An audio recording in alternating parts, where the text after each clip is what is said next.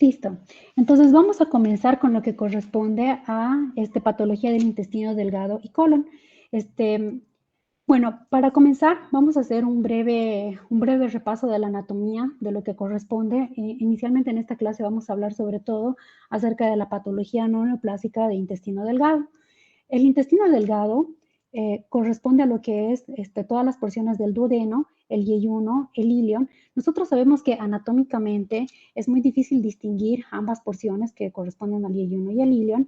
Se pueden distinguir a través de la distribución de arcadas. Sin embargo, histológicamente esta división no es posible realizarla, ¿no? Histológicamente hablando, el intestino delgado tiene diversos plegamientos, los cuales son característicos en su morfología histológica. Estos son los plegamientos, si ustedes alcanzan a ver la flecha, o se las pongo por acá. Alcanzan a ver la flecha, ¿no?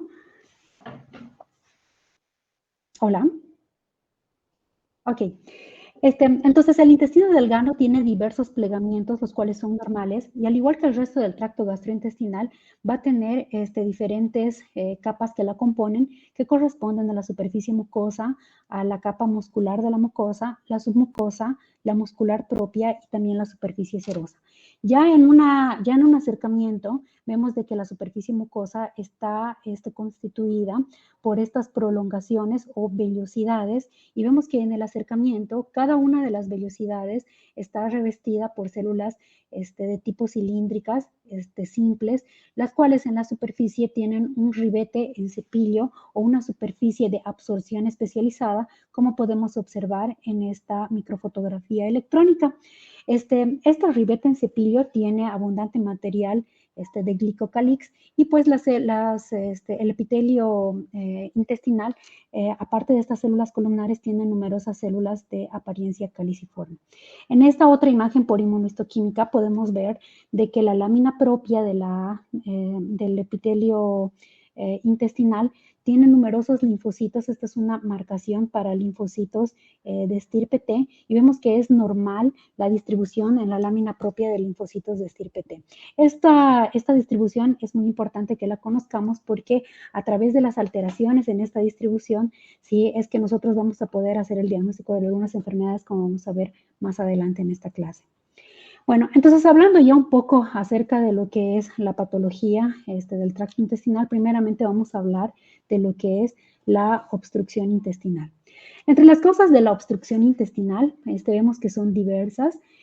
Por ejemplo, son la presencia de hernias, de adherencias, la presencia de intussuscepción. El vólvulo del intestino es una causa frecuente en nuestro medio, sobre todo cuando estamos hablando del colon. La presencia de isquemia, sobre todo cuando es isquemia crónica. La enfermedad de Crohn, sobre todo en su variante estenosante, como vamos a observar en una clase posterior, son causas de obstrucción intestinal. Clínicamente, en general, todas las causas de obstrucción intestinal en cualquiera de estos contextos se va a presentar con una clínica de dolor abdominal, distensión, vómitos, constipación y hemorragia. Esto a manera general. Ahora vamos a ver cada una de estas causas. Las hernias son con mucho una de las causas más comunes de obstrucción intestinal. Una hernia básicamente es una debilidad en la pared, ya sea esta abdominal, inguinal, es decir, es una debilidad en un agujero natural del cuerpo, y este agujero puede ser natural o también puede ser adquirido, como por ejemplo en el caso de las hernias posincisionales.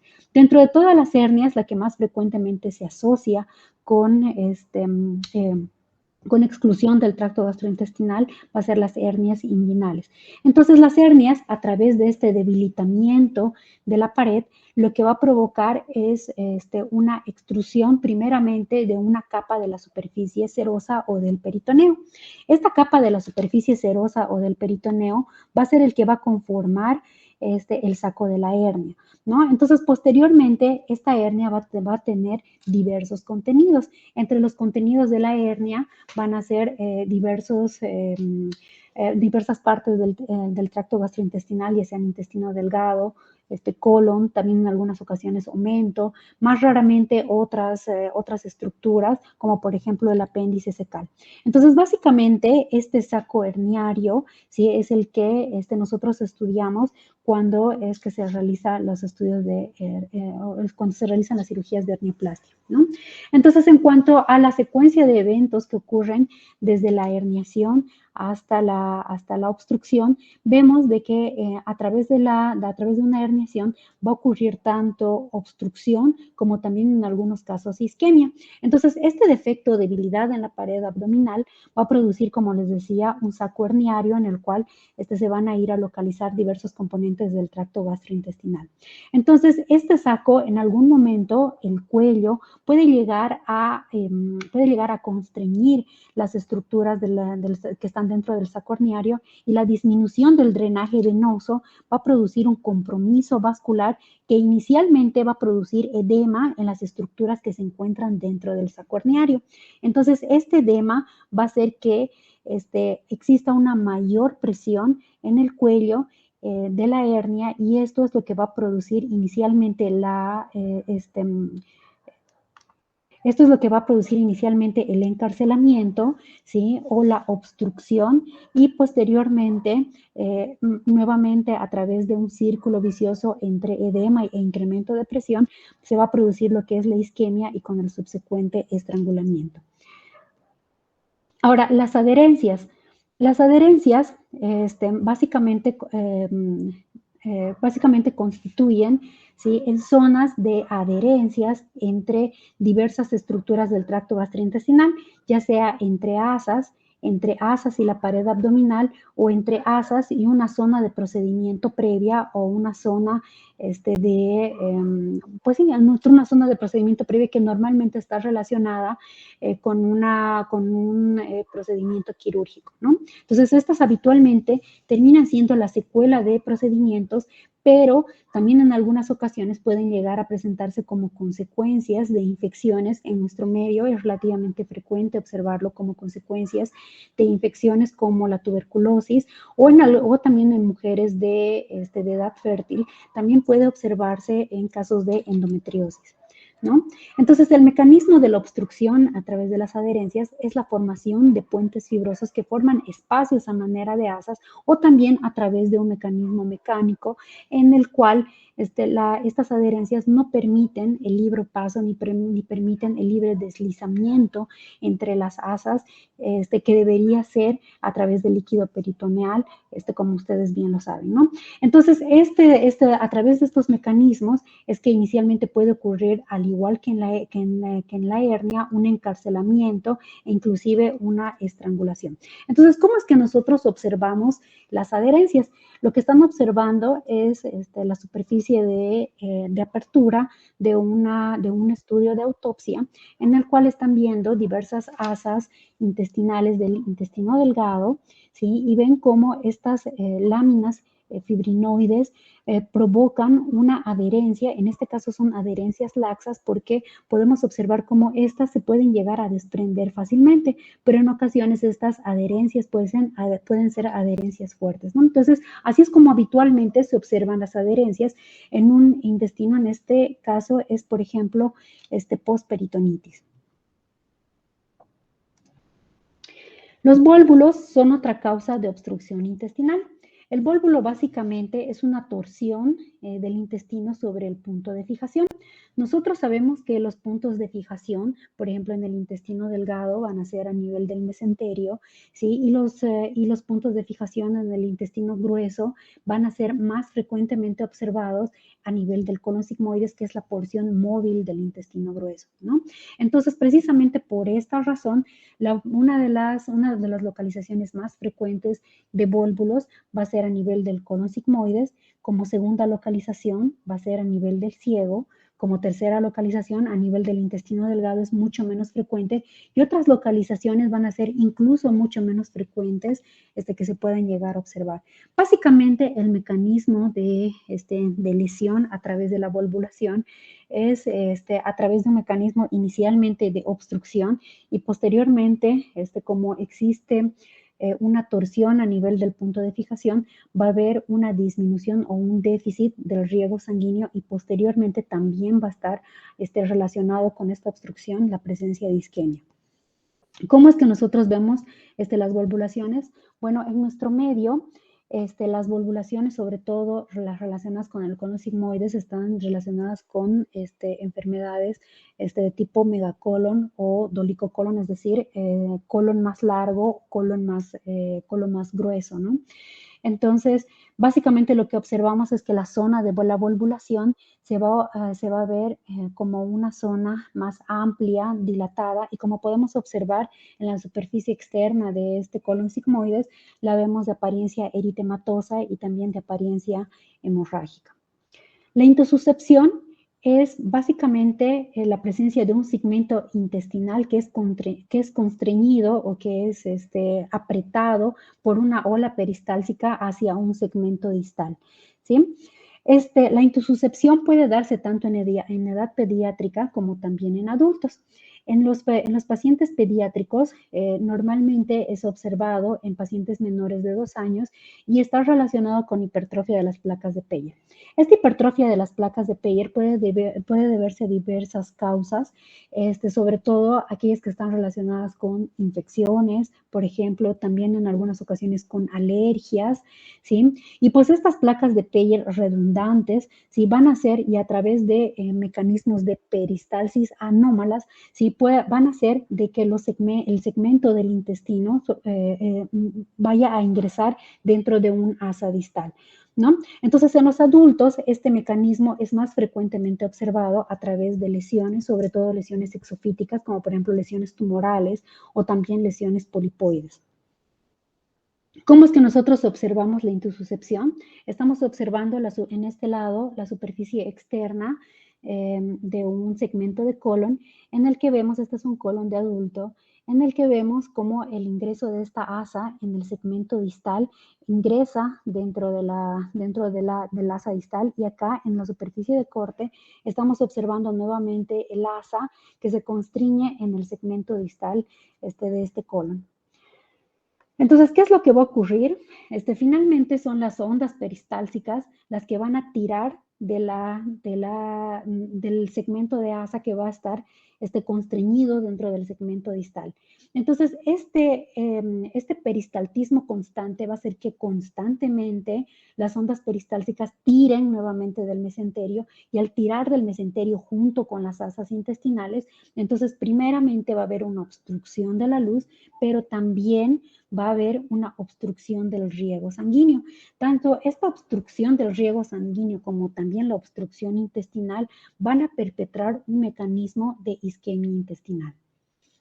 ¿Qué es lo que se hace cuando existe una intususcepción? En muchas ocasiones puede llegar a ser una causa de cirugía, pero en otras ocasiones también se puede resolver a través de enemas de aire.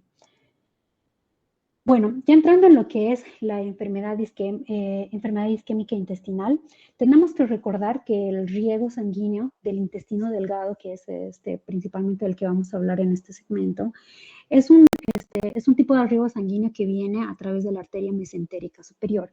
También sabemos que a través de la arteria mesentérica superior también se nutre la parte proximal o el colon ascendente y ciego, o la primera porción del colon, ¿no? Entonces, en cuanto al riego sanguíneo de las asas intestinales delgadas, vemos de que estas tienen un sistema de riego que discurre a través del mesenterio con la formación de arcadas tanto en el yeyuno como en el ilio. Entonces, la isquemia intestinal va a dividirse en cuanto a etiología, aquella originada en arterias y aquellas de origen venoso. La isquemia intestinal de origen arterial generalmente va a deberse a trombosis y en algunas ocasiones a embolismo, y sobre todo en aquellos pacientes adultos el embolismo va a estar relacionado con ateromatosis. Sin embargo, en cuanto a la isquemia intestinal y en algunas ocasiones venosa, también puede deberse a otras causas de mucho menos frecuentes, como el shock hipoperfusivo, la deshidratación entre las causas menos comunes, y en algunas ocasiones también drogas vasoconstrictivas. En cuanto a la isquemia intestinal de origen venoso, Vamos a ver de que no tiene mucho que ver con el riego sanguíneo como tal de entrada. Son estados hipercoagulables las causas, también la presencia de neoplasias invasivas, es decir, por presencia de infiltración directa o por constricción secundaria, también debido a causas de trauma, debido a causas de cirrosis, esto por alteraciones en la circulación, y la presencia de tumores abdominales, como les comentaba. El daño por isquemia se va a describir en dos fases. La primera fase va a tener que ver con una disminución propia del riego sanguíneo y la segunda fase va a tener que ver con un daño por reperfusión. Nosotros ya sabemos, porque ya hemos leído en anatomía patológica, que el daño por reperfusión en la isquemia es un daño debido a la liberación de radicales libres. En el tracto gastrointestinal, un daño adicional en esta segunda fase va a ser a través de la debilitación o a través de la lesión producto de la misma isquemia por parte de la pared del colon, la cual va a hacer que sea posible que haya una traslocación de la flora bacteriana hacia la pared abdominal o hacia la pared colónica, perdón, o hacia la pared intestinal, ¿sí? Entonces, el daño también va a ser mediado a través de esta translocación bacteriana. ¿De qué va a depender este daño? Va a depender del tiempo de evolución y también del calibre vascular afectado. Esta afectación en el tracto gastrointestinal puede ser, dependiendo de estos factores que les comento, puede ser en diferentes capas de la pared intestinal. Puede ser tanto como en la superficie mucosa nada más, o también puede causar un daño de apariencia transmural. Ahora, ¿cuáles son los patrones de distribución morfológico de la isquemia intestinal? Nosotros estamos observando la superficie externa de un intestino delgado, una resección de intestino delgado, en el que vemos una zona de apariencia violácea, que la vemos de manera, evidentemente se observa una zona más o menos bien localizada, pero hacia la periferia se observan zonas de apariencia difusa, ¿no? Entonces se dice que aquellos daños que son relacionados con isquemia de origen arterial van a tener un patrón de distribución un poco más difuso en relación a la pared intestinal. Vemos la superficie de corte que corresponde a la misma pieza, en la cual observamos una pérdida de los plegamientos de la mucosa intestinal con zonas de hemorragia y zonas que luego se van a observar de manera violácea. Otro patrón que también en algunas ocasiones puede llegar a observarse en la isquemia intestinal es un patrón un poco menos común, sí, pero que también puede causar una confusión o también el diagnóstico diferencial con otra enfermedad, que es un patrón pseudomembranoso. Este patrón pseudomembranoso también es frecuentemente observado en la colitis pseudomembranosa, pero también puede observarse en colitis o enteritis por isquemia. Esta otra imagen nuevamente corresponde a la superficie externa de intestino delgado, en la que observamos una zona muy bien delimitada de apariencia violácea, que corresponde a una isquemia de origen venoso, ¿no? Entonces, se supone que aquellas lesiones que son de origen venoso van a ser lesiones de bordes más o menos bien definidos, cuya zona de hipoperfusión va a ser bastante bien delimitada, ¿no? Finalmente, lo que se hace cuando se estudia las piezas que están sometidas a daño por isquemia es un estudio también de las arterias, bueno, en realidad del paquete vascular del mesenterio. En estos cortes morfológicos, en estos cortes histológicos podemos observar un corte de arteria mesentérica en el que vemos una placa ateromatosa, la cual está obstruyendo prácticamente la luz de esta arteria mesentérica. En esta otra imagen vemos una luz venosa obstruida por un trombo, que es la que está causando, ¿no?, los datos de isquemia. Entonces, en cuanto al daño por isquemia en relación a la mucosa, existen algunas consideraciones que tenemos que tomar en cuenta. La circulación veliositaria es un tipo de circulación especial en la cual el sistema de drenaje aferente arterial capilar va a ser de manera ascendente hacia la superficie apical. Y es en la superficie apical, sí, donde va a ser la zona menos favorable, digamos, de intercambio gaseoso. ¿Sí? Entonces, esta misma explicación de cambio de oxígeno que va a ser menos favorable en la superficie apical va a ser la responsable de los hallazgos morfológicos microscópicos.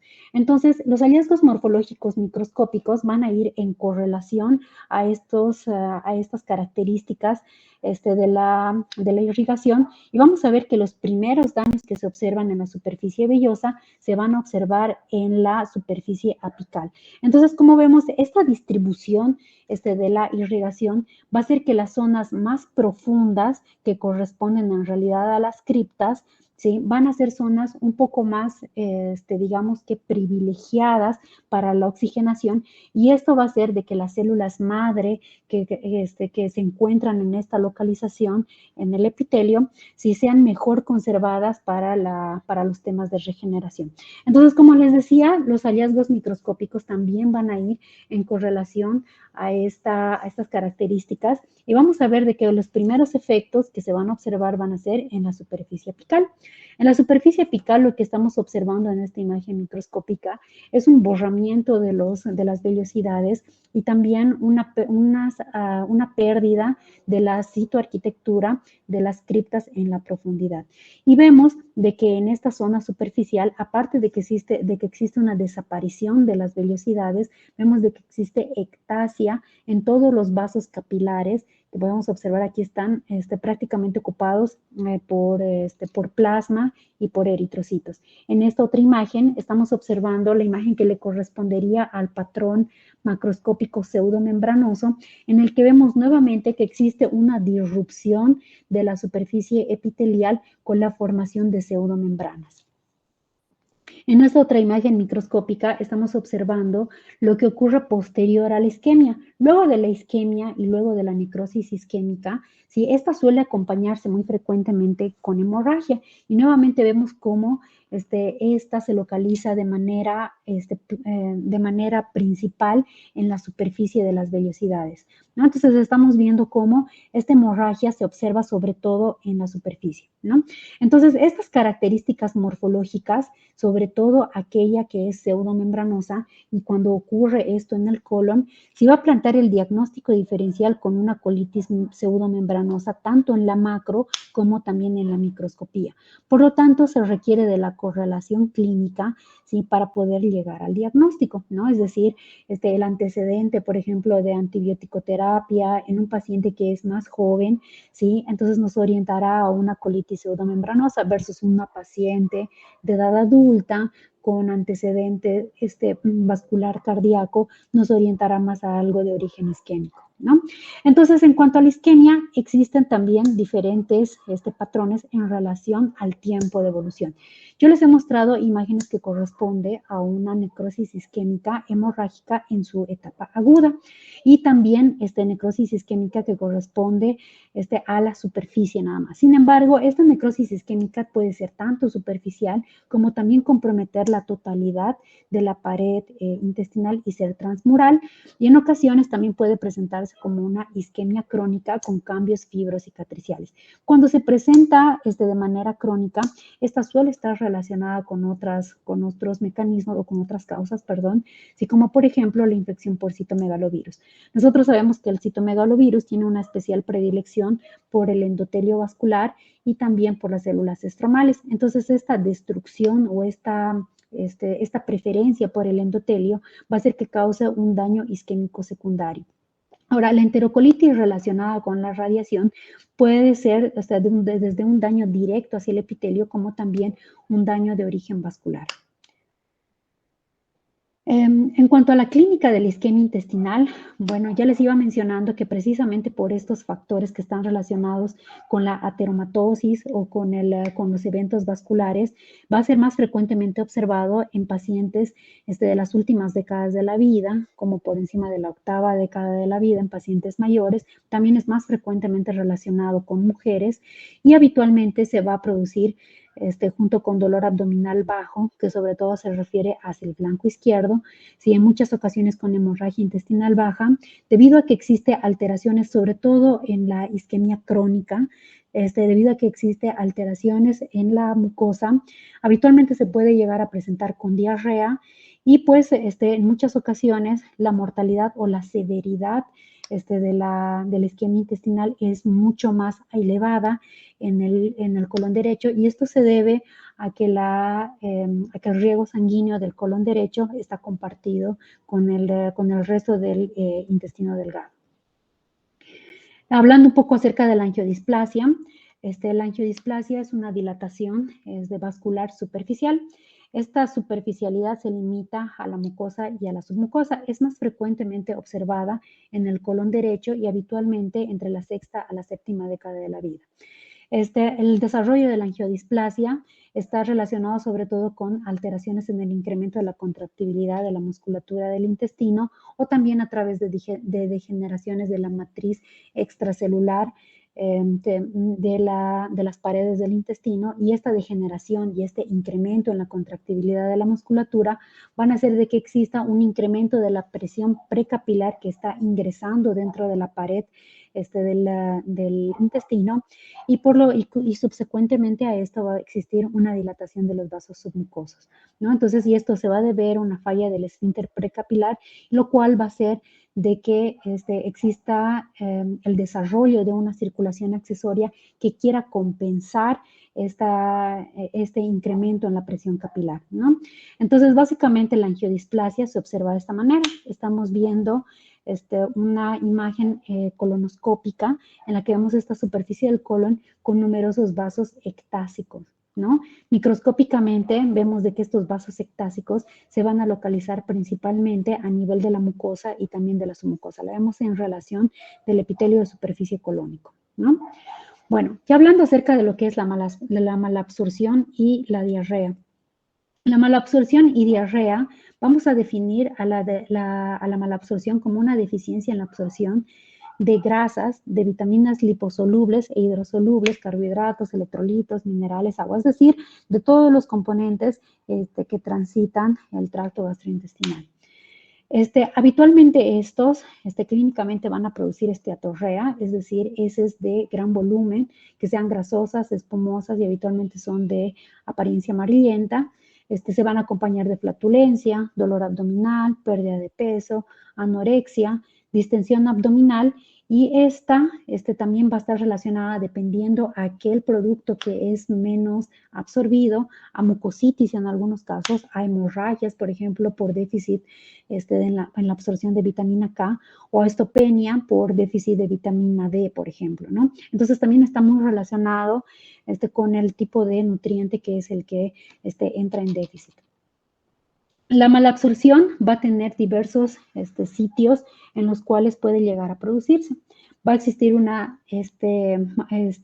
sabemos que la digestión tiene lugar en diferentes zonas de los enterocitos, y pues la malabsorción también tiene que ver con estas zonas de digestión, ¿no? Entonces, vemos de que existe una digestión intraluminal, una digestión terminal, una que compromete el transporte transepitelial y también una que compromete el transporte linfático. Entonces, básicamente se va a resumir en este cuadrito que se presenta muy interesante en su libro, ¿sí? En la cual vamos a ver que las diferentes entidades que causan malabsorción se van a caracterizar por sitios específicos en las alteraciones de esta secuencia de absorción, ¿no?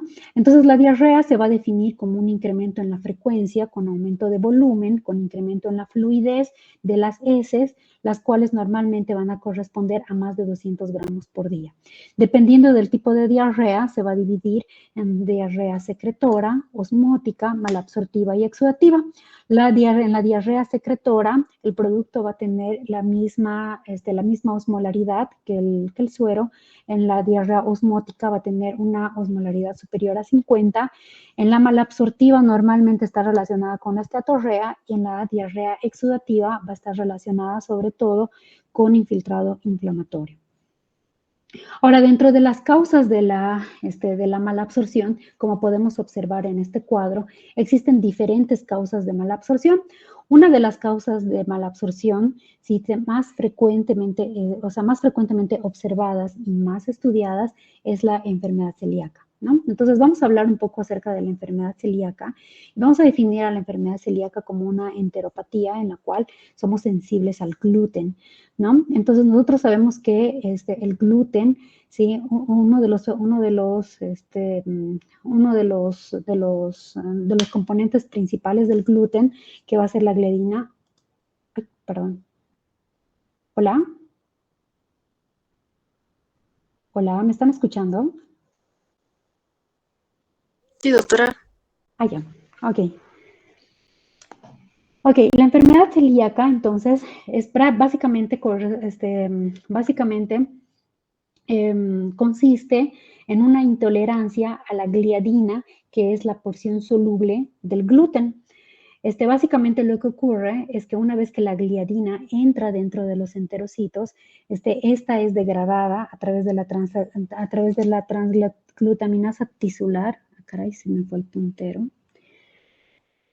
Este, mm, esta transglutaminasa tisular que va a degradar la gliadina, esta gliadina deaminada, es decir, descompuesta, va a ser la que va a llamar a un infiltrado inflamatorio, sobre todo de tipo TCD8 y TCD4, es decir, mediado por linfocitos, ¿sí? Y estos, ¿sí? A su vez, van a llamar a un tipo de infiltrado de la familia de células de linfocitos NK, los cuales se van a dirigir nuevamente hacia los enterocitos adicionales y a través de la sobreexpresión por estas mismas células, por la sobreexpresión de interleucina, es que se va a producir un daño a las células epiteliales. Ahora, ¿cómo se va a producir este daño a las células epiteliales?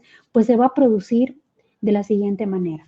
¿Sí? Básicamente, el diagnóstico de la enfermedad celíaca va a ser una correlación de los hallazgos clínicos, de los hallazgos morfológicos, endoscópicos e histopatológicos, y además de los hallazgos séricos, que también son serológicos, perdón, que son muy importantes, ¿no? Entonces, para poder hacer el diagnóstico de la enfermedad celíaca, lo primero que debo saber es cómo se compone la vellosidad normal. Yo les iba diciendo que las vellosidades normales en el intestino delgado, si son vellosidades o son prolongaciones largas. ¿Qué tan largas? Pues la relación entre la vellosidad que se encuentra hacia la superficie y las criptas que son hacia la profundidad va a ser de la vellosidad de aproximadamente 3 a 5 en relación a lo que es las criptas, ¿sí? Entonces ese es el largo normal de las vellosidades. Lo que ocurre en una enfermedad celíaca es que va a existir una disminución o una atrofia en las vellosidades, es decir, una disminución y un incremento en el espacio que corresponde a las criptas, ¿sí? Entonces, estas alteraciones se van a acompañar además de un infiltrado inflamatorio que va a ser, como les decía en esta diapositiva, de predominio de linfocitos, sobre todo de linfocitos T CD8, que son los linfocitos T reguladores, ¿sí? Y estos linfocitos van a afectar el epitelio de superficie, donde en la superficie apical de las vellosidades, que es donde medimos. Entonces, si nosotros vamos a medir prácticamente lo que son las vellosidades, lo que necesitamos primeramente es una buena orientación de la biopsia, y es una biopsia que me permita observar la totalidad de la superficie mucosa, ¿sí? Entonces, este tipo de biopsias que se realizan idealmente deberían realizarse a través de un tipo de biopsias especiales que se denominan como en sacabocado, donde yo puedo ver la mayor cantidad de la pared, en este caso de la pared duodenal, que es donde se hace la evaluación de la enfermedad celíaca, ¿no?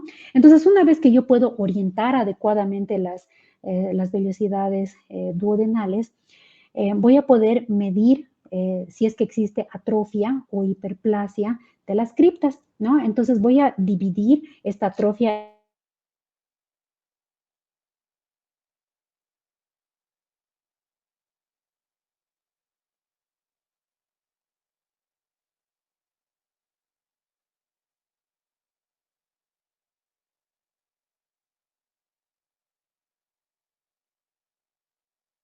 vemos como ya existe hiperplasia de las criptas aquí abajo y una disminución de la superficie vellositaria. Y en la severa vemos que existe prácticamente un aplanamiento de la superficie vellositaria con hiperplasia de las criptas, ¿no? Y también vemos cómo existe una expansión de la lámina propia y desde este momento podemos ver de que esta expansión es a través de linfocitos. En este otro acercamiento vemos cómo es la afección que en este caso se acompaña de atrofia y vemos cómo este infiltrado linfoide ya no solamente se encuentra en la lámina propia como les enseñaba en las primeras diapositivas de la histología normal, sino también vemos cómo afecta la superficie epitelial y cómo transmigra a través de los enterocitos, ¿no? Entonces podemos ver acá en el acercamiento nuevamente estas células de acá que corresponden a los linfocitos y esta otra que corresponde a la marcación por inmunohistoquímica. En el extranjero, habitualmente lo que hacemos para evaluar una enfermedad celíaca es la evaluación de estos linfocitos porque no es cualquier linfocito el que produce la enfermedad celíaca, sino es el linfocito T CD8 el que nos interesa. Entonces estamos viendo una marcación por inmunohistoquímica para linfocitos T CD8 y vemos que son estos linfocitos los que se encuentran entre los enterocitos apicales. Entonces esta es la clasificación de Marsh-Oberhuber, ¿sí? Que se ocupa tanto para el patológico como también para como aplicación clínica, en la que nosotros vamos a clasificar esta atrofia y la hiperplasia de las criptas y la vamos a dividir, ¿sí? En diversos estadios y también vamos a hacer un conteo. Este conteo de linfocitos, ¿sí? Habitualmente se hace a través de inmunohistoquímica porque es lo óptimo de hacer, ¿sí? Porque en ocasiones se llega a confundir el linfocito con el núcleo del enterocito. Entonces se cuenta y vemos como una cantidad de solamente 30 linfocitos por 100 enterocitos apicales son los que nos van a marcar la diferencia entre estadio de esta clasificación que es el sistema de estadiaje de Marsh-Oberhuber, ¿no? Entonces, básicamente lo que nos va a dar la evaluación histopatológica, ¿sí? Va a ser un sistema de estadiaje en el cual yo voy a evaluar la atrofia, la hiperplasia y el infiltrado linfoide. Sí, de preferencia, si lo puedo hacer por inmunohistoquímica, de infiltrado linfoide TCD8.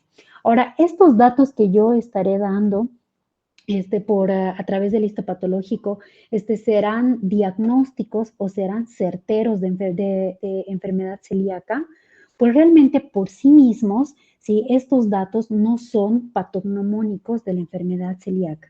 Pueden ser sugerentes solamente en un contexto clínico de mala absorción, ¿sí? O solamente en un contexto clínico, ¿sí? De alteraciones serológicas. Es decir, ¿sí? El diagnóstico de la enfermedad celíaca tiene que ver en la integración de los hallazgos clínicos, histopatológicos y también serológicos. Por lo tanto, si estos mismos hallazgos, por ejemplo, yo puedo observarlo en otras alteraciones. Por ejemplo, si el Helicobacter pylori del estómago se baja, si el duodeno también puede llegar a producir linfocitos intraepiteliales, ¿sí? Entonces, por lo tanto, estos hallazgos no son patognomónicos ni son específicos de la enfermedad celíaca, sino más bien son hallazgos que nos van a coadyuvar en el diagnóstico, ¿no? Entonces, otras pruebas que también se deben hacer, ¿sí? Son los exámenes serológicos. Los exámenes serológicos básicamente consisten en la medición de inmunoglobulina A y también de inmunoglobulina A antiendomicio en algunas ocasiones, ¿sí? Como se ha observado de que la enfermedad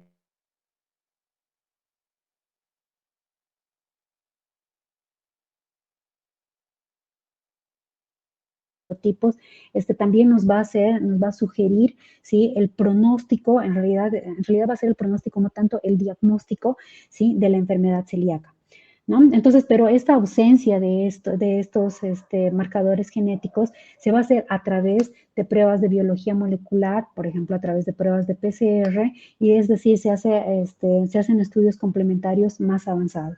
Finalmente, con todo este tema de la enfermedad celíaca, ¿qué es lo que va a pasar? Pues tengo que evitar el gluten, ¿sí? Básicamente no existe un tratamiento como tal para la enfermedad celíaca que sea más ideal o más adecuado que evitar aquellos alimentos que tienen gluten, ¿no?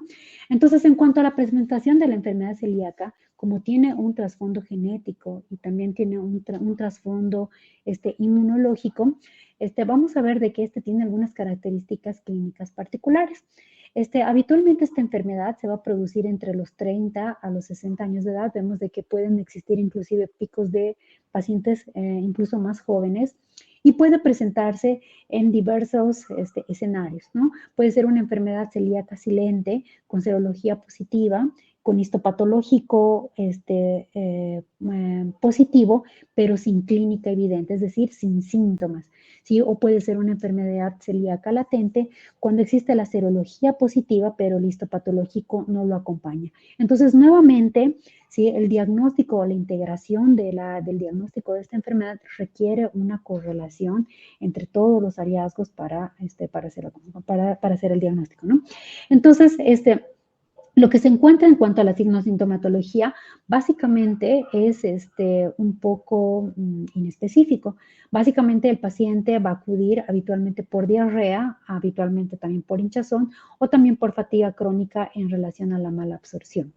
Ahora, un hallazgo que frecuentemente se relaciona con la enfermedad celíaca, pero más allá de que con la enfermedad celíaca, con la liberación de anticuerpos antiinmunoglobulina A, es la presencia de la dermatitis herpetiforme. Esta dermatitis es una dermatitis de distribución, o más bien es una dermatitis de distribución irregular, sí que se observa, como dice su nombre, es similar a aquella que se observa en el herpes y vemos que se ven como si fueran placas eritematosas irregulares y el diagnóstico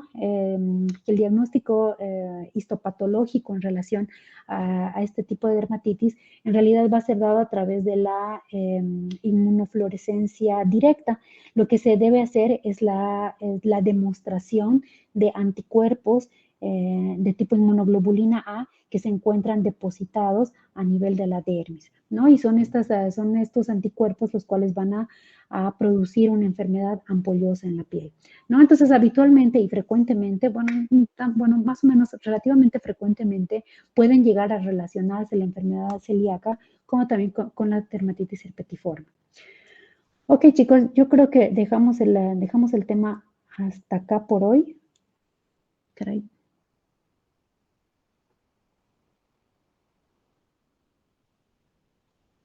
Ajá. Y nos vemos la siguiente clase.